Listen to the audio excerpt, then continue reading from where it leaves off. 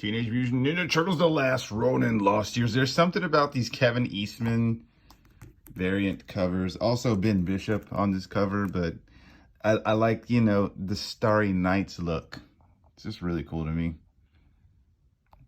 Anyways, we're going to jump right into, well, figure out what's going on here. Where we last left off, I don't remember, but the first image, my eyes, something's wrong with his eyes.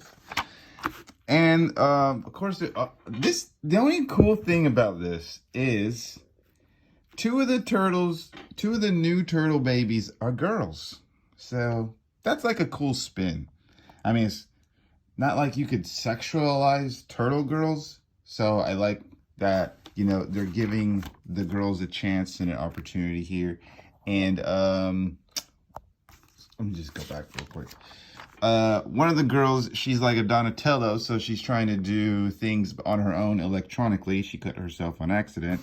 And I was going to say Rachel. April says, gather around, we got a story to tell. So this is after Raph's death. There was this gang. What was the gang's name? The Purple Dragons. They were called the Purple Dragons. And while the boys were in mourning and trying to lay low, the Purple Dragons were taking over and terrorizing the town. And keep on going to say Rachel. April O'Neil thought she should be the one to go out and spy and get a, I don't know, get a toe in on these evildoers. But when she did, she got caught. But, and I wasn't alone. The boys were always there. Those are really cool drawings. The boys were always there to help me. Casey takes the mask off. April, are you okay? And that's when I realized you can't do everything alone. You got to talk to the people who you love. Let them know what you're thinking about. You know, don't jump in head over heels. So back to then, right after he said, I can't see, but we can see you, creature. Well, I don't know why he can't see. Why can't he not see? It doesn't say, oh, the last issue. He did fight and got like eye tased. So this band of Mongolian, I don't even know what to call them. They find him and they're like, bro, we're going to capture you and we just want you to know you'll be safe. So don't struggle. So they do capture him. He's freaking out. He doesn't know what to think. And they take him in this box. I thought they were going to nail it shut, but they just tie him up and they take him. And he remembers the fight.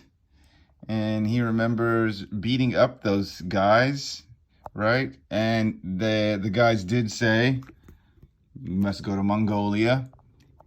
He takes this car, steals it. Of course, his brothers are in his visions and his haunting him, basically. It's this weird stuff, this weird looking snow that I believe is what actually made him blind. And this is kind of weird how they're like making North Korea, South Korea, and even China look very negative and bad. I don't like that, but it's happening. And see, he's losing his sight a little bit more and a little bit more and a little bit more. And he lost control of the vehicle. That's when he was found by the settlers. By Chormagan Noyan. And Chormagan Noyan's gang of people. Or I don't even know. You shouldn't call them a gang because they seem civilized, maybe? Nomads. All right, so they bring him in. Sure, we're cool. All right. What's your name? Michelangelo. Yo, you're looking for Deathworm? Oh, what does it say? Something wrong? It appears we have similar concerns, we two. So that's what he says. So that leads us to believe that Deathworm is also a concern of theirs. So maybe he's an ally. Shink! Cuts the bindings, right? So we're going to talk. We're going to talk it out. And I come to realize, hey, we are both blind? Wait, you're a mutant? Oh, the colorful description was right. So you are a mutant. But I feel you're a noble warrior. So they put him up in this yurt. This is kind of weird too. They give him a young slave girl to like be his slave. I don't know if that's normal. But she's learning English. John Lennon, the Beatles, tell me about them. It's weird because she doesn't be sure to feed our friend. And she doesn't question. She just like does whatever they say. So kind of worried that they're not the friendly people that you thought if they just like have friendly slave girls doing as they please. Okay, whoa, calm down. But yeah, he did lose his vision. So this is a weird turn for me. Like, you lost your vision. You lost your whole family. Now you're losing your vision. How are you going to like recover from this? Blind turtles? But, she's helping him learn how to deal with it. And the guy who actually captured him is actually a very nice guy and well respected in the community. And he's helping out a lot, giving armor.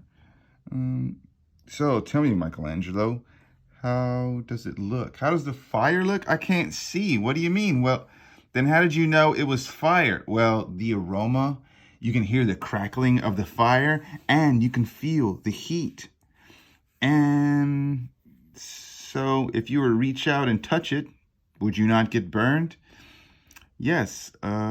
So if you do feel and acknowledge all these things, do you not remember the brilliant face of fire? Oh, yes, I do. Full circle moment. It's when he kind of realizes you don't need your sight to see. And he does fight this guy in training mode. So he's not like intentionally going to kill him or anything. But as we can see, Michelangelo does. He's able to block the sword. And he even says, how are you able to block the sword? Where does it say that? Oh, I heard his boots scrape over the pebbles. I felt the air change. And I could smell the breakfast coming from his mouth. Batu breakfast. His name is Batu, by the way. The long-haired guy who befriended him and brought him here. I don't think Michelangelo just... Oh, so he's going to let him ride this horse. Wow, it's very freeing. I love it. But am I sure this is a good idea? Yes, so he found a new way, a new life, and a new clan. And he spends years here. Deathworm. We're talking about Deathworm, how they have attacked their village, but also they have done some damage against Deathworm. He can smell the oil and, what does it say? Oil and gunpowder. I could smell what was in the box before Batu opened it. Yes, so... And he does find new weaponry. What do you call those? Tonfa. Tonfas, they're like EMP tonfas with electromagnetic, and he's really growing into them, which is cool. I mean, no more nunchucks, I guess. This is kind of like, well, at some point he needs to have his vision and his nunchucks back, or else might as well just change your name to Michelangelo or something. All right, so he needs some change. He has all this change and he's quiet. So he goes into the water for peace and quiet. But what do you know? His brothers appear. And in the midst of this peace, bullets. Bullets coming from above. And in that moment, silence was broken. And the peace was broken. A bunch of guys, they're shooting. Oh, it looks like they shot girl, the slave girl. Definitely got the death worm tattoo on him. If you're blind, bro, I'm sorry, you can't hear someone 30 feet away pointing a gun at you. To be able to dodge that. Because once the BAM goes off, it's whatever. Yeah, so he does do some karate sizing and bust them suckers down and up and all around. But they pull out the tasers and tase the crap out of him. And once again, oh, that's what happened earlier? right? In the first... Yeah, okay. My eyes. So, is this before or after? Is this before or after? Does he get his eyes back? I just need to know, is he going to be blind in the next issue? Suddenly, my eyes. Quiet, you freak. Girl. She did. That's the end of this issue. Bro, you can't just be a blind Michelangelo without nunchucks. I just refuse. I refuse to be involved in this. Turtle Lounge, where do you hang? Eastman Studios. Yeah, cool. That's it. That's really it. There's no... I must read the rest. Give me more. Give me more.